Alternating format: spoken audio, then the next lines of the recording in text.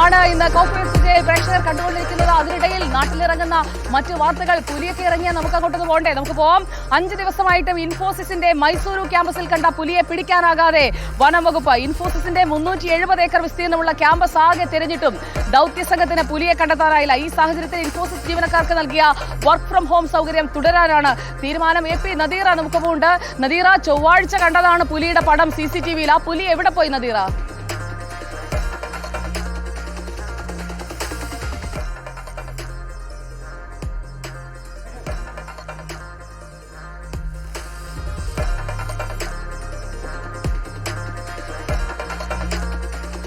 പക്ഷേ അതിനുവേണ്ടിയുള്ള തയ്യാറെടുപ്പാണ്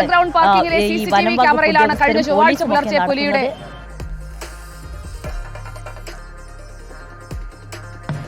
നദീറ, തുടരാം. സുജയ, ഞാൻ പറഞ്ഞതുപോലെ 370 ഏക്കർ വ്യാപിച്ചു കിടക്കുന്ന ക്യാമ്പസാണ് ഇൻഫോസിസിന്റെ മൈസൂരുവിലെ ക്യാമ്പസ് എന്ന് പറയുന്നത്.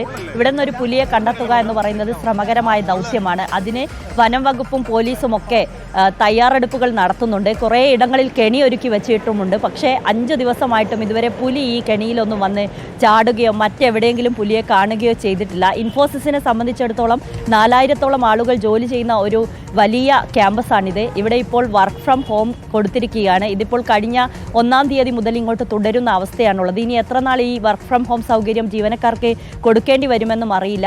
എന്തായാലും കഴിഞ്ഞ ചൊവ്വാഴ്ചയായിരുന്നു പുലിയുടെ ദൃശ്യങ്ങൾ, പാർക്കിംഗ് ഏരിയയിൽ നിന്നുള്ള ദൃശ്യങ്ങൾ CCTV ക്യാമറയിൽ പതിഞ്ഞത്. അപ്പോൾ മുതൽ വലിയ ആശങ്കയിലായിരുന്നു ഇൻഫോസിസ് അധികൃതർ.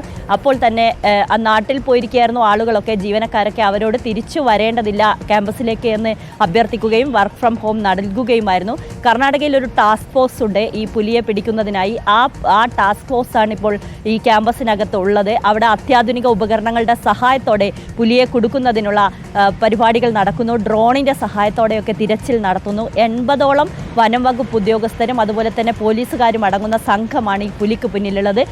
ഇതൊരു വനമേഖലയോട് അനുബന്ധിച്ചുള്ള സ്ഥലത്താണുള്ളത്. സംരക്ഷിത വനമേഖലയോട് അനുബന്ധിച്ചാണ് ഇൻഫോസിസ് സ്ഥിതി ചെയ്യുന്നത്. അതുകൊണ്ട് തന്നെ പുലി ചിലപ്പോൾ കാട്ടിലേക്ക് മടങ്ങിപ്പോകാനുള്ള സാധ്യതയുമുണ്ട്. ഇടയ്ക്ക് 2011 ഇതുപോലെ ഒരു പുലി വന്നിരുന്നു. അന്ന് മയക്കുമരുന്ന് വെച്ച് വെടിവെച്ചിട്ടാണ് പുലിയെ തിരിച്ച് കാട്ടിലേക്ക് അയച്ചത്.